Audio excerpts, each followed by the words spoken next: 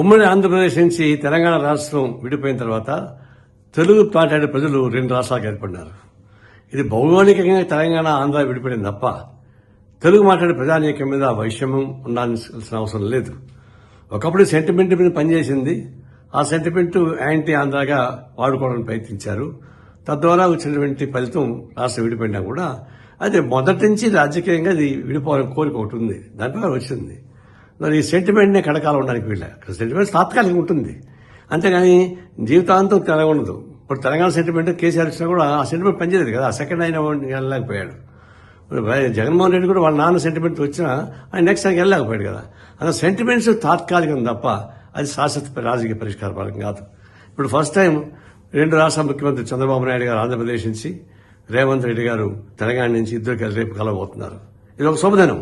2 రాష్ట్రాల్లో ఉన్న ముఖ్యమంత్రులు చూడాల్సిన ఏంటంటే తెలుగు మాట్లాడే ప్రజానీకానికి క్షేమం కోరాలి, వైషమ్యం ఉండాల్సిన అవసరం లేదు. ఎవరి రావాల్సినటువంటి వాళ్ళు న్యాయబద్ధమైనటువంటి డిమాండ్ సాధించుకోవాల్సిందే. అదేవిధంగా కేంద్ర ప్రభుత్వం ఈ 2 రాష్ట్రాలు వాళ్ళకి కలిసి గట్టిగా ఆందోళన తప్ప ఈ విభజన చట్టాలు ఉన్నటువంటివి అమలు కావు. అలాంటప్పుడు ఇద్దరూ కలిసి అన్యాయంగా మాట్లాడుకోవడం, ఎవరి హక్కులను వాళ్ళు కాపాడుకుంటాం, ఎవరి రైట్స్ వాళ్ళు కాపాడుకోవచ్చు, తప్పేం లేదు. అదే సందర్భంలో పట్టుడిపులతోటి పరిష్కారం చేసుకుంటే మంచిది. ఇది ఒక విధంగా ఇప్పుడు పోలవరం సమస్య ఉంది, నిజమే.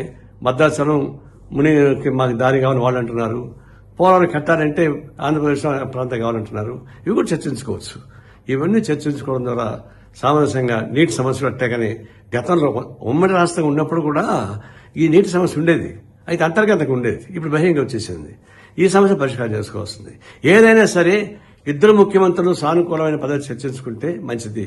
అంటే ఒకటి చూడొచ్చు, తెలంగాణ ముఖ్యమంత్రికి కత్తి మీద సాగు లాంటిది. ఇది ఏమాత్రం ఏది మాట్లాడినా ఇది ఆంధ్ర ద్రోహి అని చెప్పేసి రెచ్చగొట్టే వాళ్ళు కొంతమంది ఉన్నారు ఇక్కడ. దానికి భయపడాల్సిన పనిలే. కేవలం రెచ్చగొడితే నా సమస్య పరిష్కారం కాదు.